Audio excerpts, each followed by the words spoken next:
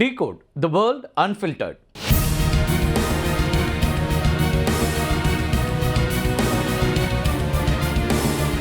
America உள்ளிட்ட உலக நாடுகள் மொத்தமும் உற்று நோக்கக்கூடிய ஒரு இடமா இப்போ எது மாறி இருக்குன்னா ஷங்காய் ஒத்துழைப்பு மாநாடு. இது நாளை தொடங்குது. இதற்காக பிரதமர் மோடி சீனா சென்றிருக்கிறார். ஜப்பான்லேருந்து நேரடியாக சீனாவுக்கு போயிருக்காரு. பிரதமர் மோடியை தவிர ரஷ்ய அதிபர் புதின், ஈரான் அதிபர் மசூத், அதேபோல் பாகிஸ்தானுடைய பிரதமர் Shehbaz Sharif, Belarus, Kazakhstan, Uzbekistan, Kyrgyzstan அப்படின்னு எல்லா நாட்டு தலைவர்களும் அங்கே பங்கேற்கிறார்கள் இந்த மாநாட்டில். 1990ஆம் ஆண்டுகளில் சோவியத் யூனியன் சிதைந்த பிறகு சீனா, ரஷ்யா, அது மட்டும் இல்லாமல் மத்திய ஆசிய நாடுகள் தங்களுடைய எல்லை பகுதிகளில் பாதுகாப்பையும் ஸ்திரத்தன்மையும் நிலைநிறுத்தணும் அப்படின்னு விரும்புகிறாங்க. இந்த நாடுகளுடைய எல்லைகள் தெளிவில்லாமல் இருந்ததுனால பலதரப்பு பேச்சுவார்த்தைகள் தேவைப்பட்ட ஒரு சூழல். இப்போ இதுக்காக 1996ஆம் ஆண்டில் சீனா, ரஷ்யா, கஜகஸ்தான், கிர்கிஸ்தான், அது மட்டும் இல்லாமல் தஜிகிஸ்தான், இந்த 5 நாடுகளுடைய தலைவர்களும் சீனாவுடைய ஷாங்காய் நகரில் சந்தித்து எல்லை பிரச்சனைகள், அது மட்டும் இல்லாமல் பிராந்திய பாதுகாப்பு குறித்து விவாதிப்பதற்கு ஒரு தளத்தை உருவாக்குறாங்க. அப்போது இந்த அமைப்பு ஷாங்காய் 5 அப்படின்னு அழைக்கப்படுது. இதுதான் தொடக்க புள்ளி, இந்த மாநாட்டுக்கான தொடக்க புள்ளி அப்படின்னு சொல்லலாம். உறுப்பு நாடுகளுடைய எல்லைகளில் இருக்கக்கூடிய இராணுவ வீரர்களுடைய எண்ணிக்கையை குறைப்பது, அது மட்டும் இல்லாமல் ஒருவருக்கொருவர் நம்பிக்கையை வளர்த்து எல்லை பகுதிகளில் அமைதியை நிலைநாட்டுவது தான் இந்த அமைப்பினுடைய பிரதானமான நோக்கமாக இருந்துச்சு. 2001ஆம் ஆண்டில் உஸ்பெகிஸ்தான் இந்த அமைப்பில் இணைந்தது. அது மூலமாக ஷாங்காய் 5 அப்படிங்கிறது 6 நாடுகளை கொண்ட அமைப்பாக மாறுது. 2017ஆம் ஆண்டு கஜகஸ்தானில் அஸ்தானா நகரில் நடைபெற்ற மாநாட்டில் இந்தியா மற்றும் பாகிஸ்தான் நாடுகள் எஸ்சிஓவில் முழு உறுப்பினர்களாக இணைகிறாங்க. இது இந்த அமைப்பினுடைய முக்கியத்துவத்தை உலக அளவில் உயர்த்தக்கூடியதாக மாறுது. முன்னதாக 2005ஆம் ஆண்டில் பார்த்திங்கன்னா ஆப்கானிஸ்தான், ஈரான், மங்கோலியா, அது மட்டும் இல்லாமல் பெலாரஸ் நாடுகள்லாம் இந்த எஸ்சிஓவில் பார்வையாளர் நாடுகளாக சேர்க்கப்பட்டன. தற்போது இந்த அமைப்பு மேலும் விரிவடைந்து 10 உறுப்பினர்களை கொண்டிருக்கக்கூடிய ஒரு அமைப்பாக மாறியிருக்கு. இப்போ கடந்த ஆண்டு இந்த மாநாடு எங்கே நடந்துச்சுன்னா கஜகஸ்தானில் நடக்குது. அந்த நாட்டினுடைய அஸ்தானா நகரில் தான் நடைபெற்றுச்சு. அந்த மாநாட்டில் பிரதமர் மோடி பங்கேற்கல. அவருக்கு பதிலாக வெளியுறவுத்துறை அமைச்சர் ஜெய்சங்கர் பங்கேற்றிருந்தார். இந்தியாவில் அப்போ நாடாளுமன்ற கூட்டத்தொடர் நடைபெற்றதுனால மாநாட்டில் பங்கேற்கவில்லை அப்படின்னு ஒரு விளக்கம் கொடுத்திருந்தார் பிரதமர் மோடி. இந்த ஆண்டுக்கான மாநாடுங்கிறது சீனாவின் தியான்ஜின் நகரில் நடைபெறுது. 7 ஆண்டுகளுக்கு பிறகு பிரதமர் மோடி சீனாவுக்கு போகிறார். 2020ஆம் ஆண்டில் நடைபெற்ற கால்வான் மோதலுக்கு பிறகு இந்திய பிரதமரும் சீன அதிபரும் நேரடியாக சந்தித்து பேசக்கூடிய ஒரு நிகழ்வாக இது அமைது. ரொம்ப முக்கியமான ஒரு நிகழ்வு, ஒரு சந்திப்புன்னு சொல்லலாம். இதுக்கு முன்னோட்டமாக 2 நாடுகளுக்கும் இடையே நேரடி விமான சேவைகளை மீண்டும் தொடங்க ஒப்புக்கொள்ளப்பட்டது. இதை பற்றி நம்ம ஏற்கனவே காணொலிகள் வெளியிட்டிருக்கிறோம். இந்த கல்வான் மோதலுக்கு பிறகு இந்தியாவுக்கும் சீனாவுக்கும் இடையில் நேரடி விமான போக்குவரத்துங்கிறது தடை செய்யப்பட்டிருந்தது. 2 நாடுகளுக்கு இடையில் சுற்றுலா பயணிகள், வணிகர்கள், அதேபோல் ஊடகவியலாளர்கள், பிற பார்வையாளர்களுக்கான விசா நடைமுறைகளையும் எளிதாக்கிறதுக்கும் இப்போ ஒப்புக்கொள்ளப்பட்டிருக்கு. உத்தரகாண்ட், இமாச்சல பிரதேசம், அது மட்டும் இல்லாமல் சிக்கிம் ஆகிய மாநிலங்களில் இருக்கக்கூடிய லிபு லேக், ஷிப்கிலா, அதேபோல் நாதுலா, இந்த கணவாய்கள் வழியாக எல்லை வர்த்தகத்தை மீண்டும் தொடங்குவதற்கும் முடிவு செய்யப்பட்டிருக்கு. இதெல்லாம் சமீபத்தில் நடக்கக்கூடிய நிகழ்வுகள். ஒரு பெரிய இடைவெளிக்கு பிறகு கொஞ்சம் இணக்கத்தை நோக்கி 2 நாடுகளும் செல்கின்றன அப்படிங்கிறத சொல்லக்கூடிய நகர்வுகள். திபெத்தில் இருக்கக்கூடிய புனித யாத்திரை தலங்களாக இருக்கக்கூடிய கைலாஷ் மற்றும் மானசரோவர் ஏரிக்கு இந்திய பக்தர்கள் செல்றதுக்கு ஒப்புக்கொள்ளப்பட்டிருக்கு. இதெல்லாம் நம்ம ஏற்கனவே ஒரு காணொலியில் பார்த்துருக்குறோம். சுருக்கமாக அதனுடைய பின்னணியை கொடுக்குறேன். இந்த நிலையில் தான் மோடி, ஜி ஷின்பிங் இவங்களுடைய சந்திப்பின் மூலமாக 2 நாடுகளும் எல்லை பிரச்சனைகள், வர்த்தக தடைகள் போன்ற விஷயங்களில் இணக்கமான ஒரு சூழலை எட்டுவார்கள் அப்படின்னு ஒரு எதிர்பார்ப்பு இருக்குது. இது இந்தியா, சீனாவுக்கு மட்டும் இல்லாமல் ஆசிய பிராந்தியத்திலேயே ஒரு அமைதியை கொண்டு வருவதற்கு பெரிதும் உதவலாம் அப்படிங்கிற ஒரு எதிர்பார்ப்பு இருக்குது. சீன அதிபர் ஷி ஜின்பிங்கை தவிர ரஷ்ய அதிபர் புதினும் அங்கே வராரு. அவரையும் சந்திக்கிறார் நம்முடைய பிரதமர் மோடி. இந்த சந்திப்பு அமெரிக்காவால் முன்னெடுக்கப்படக்கூடிய ஒருதலைபட்சமாக இருக்கக்கூடிய இந்த யூனிபோலார் வேர்ல்டு ஆர்டருக்கு எதிராக மல்டிபோலார் வேர்ல்டு ஆர்டரை உருவாக்கும் ஒரு முயற்சியினுடைய ஒரு பகுதி அப்படின்னு பார்க்குறாங்க அரசியல் பார்வையாளர்கள். இந்தியா, சீனா, ரஷ்யா இந்த 3 நாடுகளும் இணைந்து அமெரிக்காவுடைய ஆதிக்கத்தை குறைப்பதற்கான ஒரு கூட்டணியை உருவாக்க முயற்சி மேற்கொண்டிருக்கின்றன. இது அமெரிக்க அதிபர் ட்ரம்ப் நிர்வாகத்திற்கு பெரும் அரசியல் நெருக்கடியை ஏற்படுத்தலாம் அப்படிங்கிறதா இதில் இருக்கக்கூடிய முக்கியமான ஒரு அம்சம். இந்தியாவை பொறுத்த வரைக்கும் பயங்கரவாதத்தை எதிர்த்து போராட சர்வதேச நாடுகளுடைய ஒத்துழைப்பை தொடர்ச்சியாக நாம் வலியுறுத்தி வர்றோம். பயங்கரவாதத்துக்கு எதிராக வலுவான நிலைப்பாட்டை எடுக்கிறதுக்கு இந்த சந்திப்பு உதவும் அப்படின்னு நம்ம தரப்பில் தெரிவிக்கப்படுது. இப்போ ட்ரம்ப் நிர்வாகம் விதித்திருக்கக்கூடிய வரிகளுக்கு பதிலடியாக இந்தியா, ரஷ்யா மற்றும் சீனா ஆகிய நாடுகள் டாலருக்கு பதிலாக தங்களுடைய சொந்த நாணயங்களை பயன்படுத்தி வர்த்தகம் செய்வதற்கான வழிமுறைகளை வகுக்கலாம் அப்படிங்கிற ஒரு எதிர்பார்ப்பும் இருக்குது. இப்போ இந்தியா, சீனா, ரஷ்யா நாடுகள் அங்கம் வைக்கக்கூடிய பிரிக்ஸ் இருக்கு இல்லையா, இந்த கூட்டமைப்பில் டாலருக்கான மாற்று நாணயத்தை பயன்படுத்த வேண்டும் அப்படின்னு வலியுறுத்தப்பட்டு இருக்கு ஏற்கனவே. இப்போ டாலருக்கு மாற்று அப்படிங்கிறது அமெரிக்காவுடைய நிதி ஆதிக்கத்தை குறைப்பதோட உலகளாவிய நிதி அமைப்பில் புதிய மாற்றங்களை கொண்டு வர்றதுக்கும் வழிவகை செய்யும் அப்படிங்கிறது தான் இந்த நாடுகளுடைய தலைவர்கள் அவர்களுடைய எண்ணமாக இருக்குது. அது மட்டும் இல்லாமல் ரஷ்ய எண்ணெய் இறக்குமதி குறித்து விரிவாக ஆலோசிக்கப்படலாம் அப்படின்னு ஒரு கருத்து சொல்லப்படுது. இந்தியா, சீனா மற்றும் ரஷ்யா இந்த 3 நாடுகளும் தங்களுக்குள்ள புதிய போக்குவரத்து வழித்தடங்கள், எரிசக்தி திட்டங்கள், அது மட்டும் இல்லாமல் தொழில்நுட்ப பரிமாற்றங்கள் குறித்து விவாதிப்பதற்கான நிறைய வாய்ப்புகள் இந்த மாநாட்டில் இருக்கின்றன. இது அமெரிக்காவுடைய பொருளாதார தடைகளை சமாளிக்கிறதுக்கும் அவற்றின் தாக்கத்தை குறைக்கவும் உதவும் அப்படின்னு 3 நாடுகளுமே நம்புகின்றன.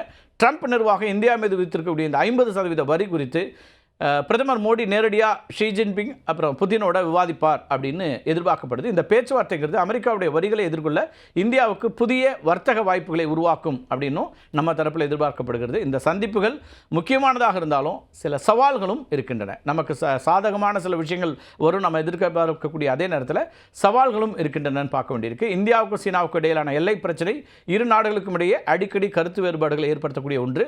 இதனால் இருதரப்பு ஒப்பந்தம் எட்டப்படுமா அப்படிங்கிற ஒரு சந்தேகத்தையும் முன்வைக்கிறாங்க. இந்தியா அமெரிக்காவோட குவாட் அப்படின்னு சொல்லப்படக்கூடிய குவாட்ரிலேட்ரல் செக்யூரிட்டி டயலாக் கூட்டணியில் உறுப்பினராக இருக்குது, அது உங்களுக்கு தெரியும். அதே நேரத்தில் ரஷ்யா மற்றும் சீனாவோட நெருங்கிய உறவுகளை பேணுகிறது. இதனால் எஸ்சிஓ மாநாட்டில் எந்த ஒரு கூட்டமைப்பிற்கும் முழுமையான சார்பாக இல்லாமல் ஸ்ட்ராட்டஜிக் ஆட்டானமி கொள்கையை நிலைநிறுத்த வேண்டிய கட்டாயத்தில் இந்தியா இருக்குது. இப்போது ஷி ஜின்பிங், புதின், அது மட்டும் இல்லாமல் நம்ம பிரதமர் மோடி இவங்களுடைய சந்திப்பு வெறும் சம்பிரதாயமான சந்திப்பாக பார்க்க முடியாது. அதுக்கு மாறாக உலகளாவிய அரசியல் மற்றும் பொருளாதார அதிகார மையங்களை மாற்றுவதற்கான ஒரு வாய்ப்பாகவும் அமையும் அப்படின்னு எதிர்பார்க்குறோம். எஸ்சிஓ மாநாட்டில் பாகிஸ்தான் பிரதமர் ஷெபாஸ் ஷெரீஃபும் பங்கேற்கிறாரு. பாகிஸ்தான்லேருந்து வரக்கூடிய பயங்கரவாத அச்சுறுத்தல்களை முடிவுக்கு கொண்டு வர பாகிஸ்தான் உறுதியான நடவடிக்கை எடுத்தால் மட்டுமே அந்த நாட்டோட பேச்சுவார்த்தை நடைபெறும் அப்படின்னு இந்தியா தொடர்ச்சியாக சொல்லிட்டு இருக்கிறத இந்த இடத்துல நம்ம பார்க்க வேண்டியிருக்கு. இது மட்டும் இல்லாமல் கடந்த கால எஸ்சிஓ மாநாடுகளில் பாகிஸ்தானுடைய பயங்கரவாதத்தை கண்டிக்க இந்தியா தயக்கம் காட்டி வந்தது அப்படின்னு சொல்லக்கூடிய இடத்துலேருந்து இப்போது அந்த தயக்கம் இருக்காது அப்படிங்கிறது நம்ம பார்க்குறோம். தற்போது பகல்காம் தாக்குதல், ஆப்ரேஷன் சிந்தூர் அப்படின்னு 2 நாடுகளுக்கு இடையில் உச்சகட்ட பதற்றம் நிலவக்கூடிய சூழலில் இந்த மாநாட்டில் இந்தியா எல்லை தாண்டிய பயங்கரவாதம் குறித்து வலுவான ஒரு நிலைப்பாட்டை எடுக்கும் அப்படின்னு நம்பப்படுது. இந்தியா, பாகிஸ்தான் இந்த 2 நாட்டு தலைவர்களும் நேரில் சந்தித்து பேச வாய்ப்பு இருக்காது அப்படின்னாலும் எஸ்சிஓ மாநாடுங்கிறது இந்தியாவுக்கு பாதுகாப்பு, பொருளாதாரம் அப்படி உள்ளிட்ட பல துறைகளில் முக்கியமான ஒரு தளமாக இருக்கும் அப்படின்னு எதிர்பார்க்கப்படுது.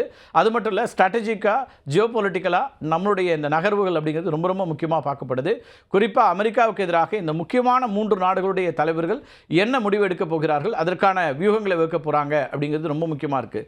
இந்திய பிரதமர் மோடி, சீன பிரீமியர் ஷி ஜின்பிங், அதே போல் ரஷ்யாவுடைய புதின், இந்த 3 பேருடைய சந்திப்பு, இந்த 3 பேருடைய வியூகம் அப்படிங்கிறது தான் மிக முக்கியமாக உற்றுநோக்கக்கூடிய அம்சமாக, அமெரிக்கா உற்றுநோக்கக்கூடிய அம்சமாக, மற்ற உலக நாடுகள் உற்றுநோக்கக்கூடிய அம்சமாக மாறி இருக்கிறது. இந்த முடிவுகள் என்னவா இருக்குங்கிறத நம்ம அடுத்தடுத்த காணொளிகளில் பார்க்கலாம். ஒரு பக்கம் அமெரிக்காவுடைய வரி விதிப்பு நெருக்கடியை சமாளிக்கிறதுக்கு இந்த ஷாங்காய் மாநாட்டில் தலைவர்களுடைய முடிவு என்ன அப்படின்னு பார்க்கக்கூடிய அதே நேரத்தில் அமெரிக்க அதிபர் டொனால்ட் ட்ரம்ப்புக்கு அந்த நாட்டினுடைய நீதிமன்றங்களிலிருந்தே ஒரு நெருக்கடி உருவாகி இருக்குது. அது பற்றி தான் 2வது டிகோட் பகுதியில் நம்ம 2வதாக பார்க்க இருக்கிறோம்.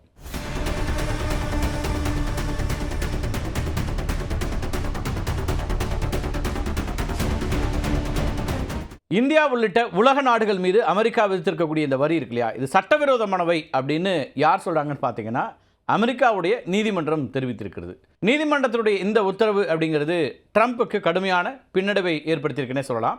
அமெரிக்கா ஃபர்ஸ்ட் அப்படிங்கிற அறைகோளோட ஆட்சி செய்து வரக்கூடிய அதிபர் ட்ரம்ப் கடந்த ஏப்ரல் மாதம் 2ஆம் தேதி அமெரிக்காவோட வர்த்தகம் செய்யக்கூடிய நாடுகள் மீது நேஷனல் எமர்ஜென்சி அப்படிங்கிற பேரில் 10% அடிப்படை வரியை விதிக்கிறாரு. வர்த்தக பற்றாக்குறையை குறைக்கிறதுக்காக தான் இந்த நடவடிக்கை அப்படின்னு அப்போ ஒரு விளக்கமும் கொடுத்தார் Trump.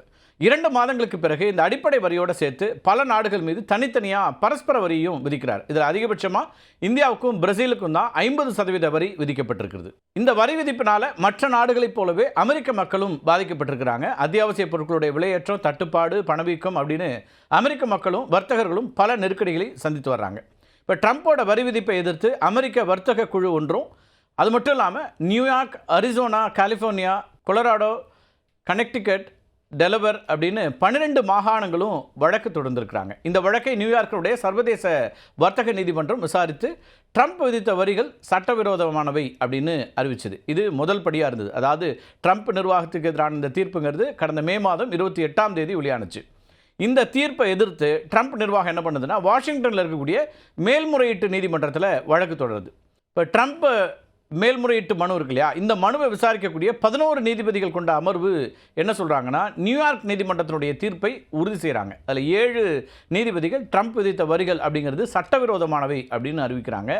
International emergency economic powers act அப்படின்னு சொல்லப்படக்கூடிய சர்வதேச பொருளாதார அவசரநிலை சட்டம் கொடுத்துருக்கூடிய அதிகார வரம்பை மீறி ட்ரம்ப் வரி விதிச்சிருக்கிறார் அப்படிங்கிறது தான் நீதிபதிகளுடைய கருத்தாக இருக்குது. சர்வதேச பொருளாதார அவசரநிலை சட்டம் பொருளாதார தடை விதிக்கவும் சொத்துக்களை முடக்க மட்டுமே அதிபருக்கு அதிகாரங்களை வழங்கியிருக்கிறதாகவும் வரி விதிப்பு குறித்து பேசவில்லை அப்படின்னும் இந்த நீதிபதிகள் தங்களுடைய தீர்ப்பாக சொல்கிறாங்க. அதாவது 11 பேரில் 7 பேர் இந்த கருத்தை சொல்கிறாங்க. மற்ற நாடுகள் மீது வரி விதிக்கக்கூடிய அதிகாரம் நாடாளுமன்றத்துக்கு மட்டுமே உள்ளதாகவும் அதிபருக்கு இல்லை என்பதும் கூட நீதிபதிகளுடைய கருத்தாக இருக்குது. அமெரிக்காவில் இருக்கக்கூடிய உச்சநீதிமன்றத்தில் மேல்முறையீடு செய்யறதுக்காக ட்ரம்ப் நிர்வாகத்திற்கு அக்டோபர் 14ஆம் தேதி வரைக்கும் இந்த நீதிபதிகள் அவகாசம் கொடுத்துருக்காங்க. எனவே ஒரு மேல்முறையீடு என்பது இன்னும் காத்திருக்கிறது. அது வரைக்கும் வரி விதிப்பில் எந்த மாற்றமும் இல்லை அப்படிங்கிறதும் நீதிபதிகளுடைய தீர்ப்பில் இருக்குது. அமெரிக்காவில் சர்வதேச பொருளாதார அவசர நிலை சட்டம் அப்படிங்கிறது 1977ஆம் ஆண்டில் இயற்றப்படுது. நாட்டின் பாதுகாப்பு, வெளியுறவு கொள்கை அல்லது பொருளாதாரத்துக்கு ஆபத்து ஏற்படும் போது அதை கையாளக்கூடிய அதிகாரத்தை அமெரிக்க அதிபருக்கு வழங்கக்கூடியது தான் இந்த சட்டத்தினுடைய சாராம்சம். இந்த சட்டத்தை பயன்படுத்துறதுக்கு அதிபர் முதல்ல ஒரு தேசிய அவசர நிலையை அறிவிக்கணும். வெளிநாடுகளிலிருந்து வரக்கூடிய அச்சுறுத்தலின் அடிப்படையில் தான் அவசர நிலையை அறிவிக்க முடியும். ஒரு அவசர நிலை அறிவிக்கப்பட்டதும் அதிபர் என்ன பண்ணுவார்னா, பல்வேறு பொருளாதார நடவடிக்கைகளை எடுப்பதற்கான உரிமையை பெறுகிறார். இப்போ வெளிநாட்டு பரிவர்த்தனைகளுக்கு தடை விதிக்கலாம், அமெரிக்க எல்லைக்குள்ள வெளிநாட்டு சொத்துக்களை முடக்க முடியும், அமெரிக்க பாதுகாப்புக்கு சவாலாக விளங்கும் நாடுகள் மீது பொருளாதார தடைகளை விதிக்கலாம். அதேபோல் இதெல்லாம் அந்த சட்டம் கொடுக்கக்கூடிய அங்கீகாரங்கள். முன்னாள் அதிபர் ரிச்சர்ட் நிக்சன் எடுத்த நடவடிக்கையை போன்று தான் தற்போது ட்ரம்ப் எடுத்த நடவடிக்கை இருப்பதாக ட்ரம்ப் தரப்பு முன்வைத்த வாதங்களையும் நீதிபதிகள் நிராகரித்திருக்கிறாங்க. அதாவது 1971ஆம் ஆண்டில் அமெரிக்கா கடுமையான பொருளாதார நெருக்கடியை சந்தித்த போது அதிபராக இருந்த நிக்சன் என்ன பண்ணுறாருன்னா, trading with the enemy act of 1917 சட்டத்தை பயன்படுத்தி அனைத்து இறக்குமதி பொருட்களுக்கும் 10% கூடுதல் வரியை விதிக்கிறார். அப்போது நிக்சன் மீது கடுமையான விமர்சனங்கள்லாம் எழுந்தன.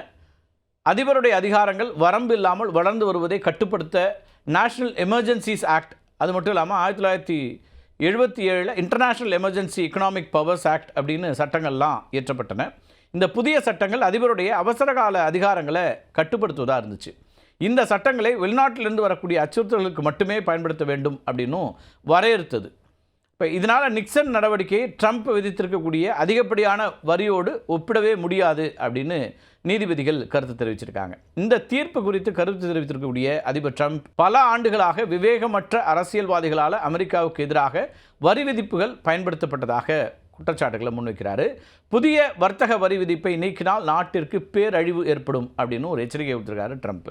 சரி, ட்ரம்ப் விதித்த வரிகளை அமெரிக்க உச்சநீதிமன்றமும் ஒருவேளை ரத்து செஞ்சிச்சுன்னா என்ன ஆகும் அப்படிங்கிற ஒரு கேள்வி இருக்குது இல்லையா. உச்சநீதிமன்றம் வரிகளை ரத்து செய்து அப்படின்னா ஏற்கனவே இறக்குமதியாளர்களிடமிருந்து வசூலித்த பில்லியன் கணக்கான டாலர்களை திரும்ப செலுத்த வேண்டிய கட்டாயம் ஏற்படும். பல்வேறு நாடுகளிடமிருந்து கடந்த ஜூலை மாதத்திலிருந்து வசூலித்த தொகை மட்டுமே 14,195 கோடி ரூபாய். அப்போ அதையெல்லாம் திரும்ப செலுத்த நேரிடும். இந்த தொகையை திரும்ப செலுத்துவதுங்கிறது அமெரிக்காவுடைய நிதிநிலைமைக்கு ஒரு பெரிய அடியாக இருக்கும் அப்படின்னு பார்க்கப்படுது. ட்ரம்ப் தன்னுடைய வெளியுறவு கொள்கை மற்றும் வர்த்தக பேச்சுவார்த்தைகளில் வரிகளை ஒரு முக்கியமான ஆயுதமாக பயன்படுத்தி வர்றாரு. இப்போ போர்களை நிறுத்துறதுக்கு அவர் ஆயுதமாக பயன்படுத்துறது இந்த டாக்ஸ் டாரிஃபை தான். உச்சநீதிமன்றம் வரிகளை ரத்து செய்துட்டுனா இந்த அதிகாரம் காணாமல் போயிடும். இது மற்ற நாடுகளுக்கு ட்ரம்ப்பை எதிர்க்கக்கூடிய ஒரு துணிச்சலையும் கொடுக்கலாம். நேர்மறை விளைவு அப்படின்னு பார்த்தோம்னா, உச்சநீதிமன்றத்தினுடைய தீர்ப்பு ஒருவேளை இந்த வரி ரத்து செய்கிறோம், ட்ரம்ப்போட முடிவை ரத்து செய்கிறோம் அப்படின்னு வந்ததுன்னா அமெரிக்க நுகர்வோருக்கும் வணிகங்களுக்கும் நிம்மதியை கொடுக்கும், வணிகர்களுக்கான ஒரு நிம்மதியை கொடுக்கும்.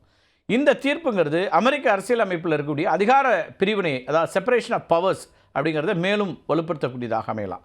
அதாவது வரி விதிக்கக்கூடிய அதிகாரம் நாடாளுமன்றத்திற்கு மட்டுமே இருக்கிறது, அதிபருக்கு இல்லை அப்படிங்கிறத தெளிவாக நிலைநாட்டக்கூடிய ஒன்றாகவும் அந்த தீர்ப்புங்கிறது அமையலாம். அதனால் எதிர்காலத்தில் எந்த ஒரு அதிபரும் இந்த அவசரகால அதிகார சட்டத்தை பயன்படுத்தி தன்னிச்சையாக வரிகளை விதிக்க முடியாது அப்படிங்கிறதையும் உறுதிப்படுத்தக்கூடியதாக இருக்கலாம். இதெல்லாம் ஒருவேளை உச்சநீதிமன்றம் அப்படியான ஒரு முடிவை எடுத்தால். இப்போ ட்ரம்ப் விதித்திருக்கக்கூடிய வரிகளால் பல நட்பு நாடுகளும் கூட அமெரிக்காவோட வர்த்தக போரில் ஈடுபடக்கூடிய ஒரு சூழலுக்கு தள்ளப்பட்டிருக்கிறாங்க. ட்ரம்ப்போட நிர்வாக உத்தரவை உச்சநீதிமன்றம் ரத்து செஞ்சிச்சுன்னா அந்த தீர்ப்பு அமெரிக்காவின் உலகளாவிய வர்த்தக உறவுகளை மீண்டும் சீரமைக்க உதவும் அப்படின்னு அமெரிக்காவில் இருக்கக்கூடிய ஜனநாயக கட்சி அதேபோல் மற்ற எக்கனாமிஸ்ட்லாம் கூட ஃபீல் பண்ணுறாங்க. அமெரிக்க உச்சநீதிமன்றத்தினுடைய தீர்ப்பு ட்ரம்ப்புக்கு சாதகமாக அமையுமா, மற்ற நாடுகளுக்கு சாதகமாக அமையுமா அப்படிங்கிறத பொறுத்து தான் பார்க்க வேண்டியிருக்கு. ஆனால் தற்போதைய நிலையில் ட்ரம்ப் எடுத்திருக்கக்கூடிய முடிவை 11 நீதிபதிகளில் 7 நீதிபதிகள் எதிர்த்திருக்கிறார்கள். அதுக்கு எதிரான ஒரு தீர்ப்பை தான் கொடுத்துருக்குறாங்க. அப்படிங்கிறதே அந்த முடிவு தவறானது அப்படிங்கிறது. ஏன் இந்த முடிவு எடுக்கிறாங்க? அமெரிக்காவுக்கு எதிராகவே நீதிமன்றங்கள் தீர்ப்பு கொடுக்குமா அப்படின்னு உங்களுக்கு அடிப்படை கேள்வி எழலாம். அதுதான் நான் முன்னதாகவே குறிப்பிட்டிருந்தேன். இந்த அதிகாரம் யாருக்கு என்கிற இடத்துல இருந்தால் நீதிமன்றம் இதை முடிவு செய்யுது. இது தேர்ந்தெடுக்கப்பட்ட நாடாளுமன்றத்திற்குத்தான் இந்த அதிகாரம் இருக்கிறது, அங்கே தான் இந்த முடிவு எடுக்க முடியும், அதிபர் தன்னிச்சையாக எடுக்க முடியாதுங்கிற இடத்துல இருந்தால் இந்த தீர்ப்பு என்பது வழங்கப்பட்டிருப்பதை பார்க்குறோம்.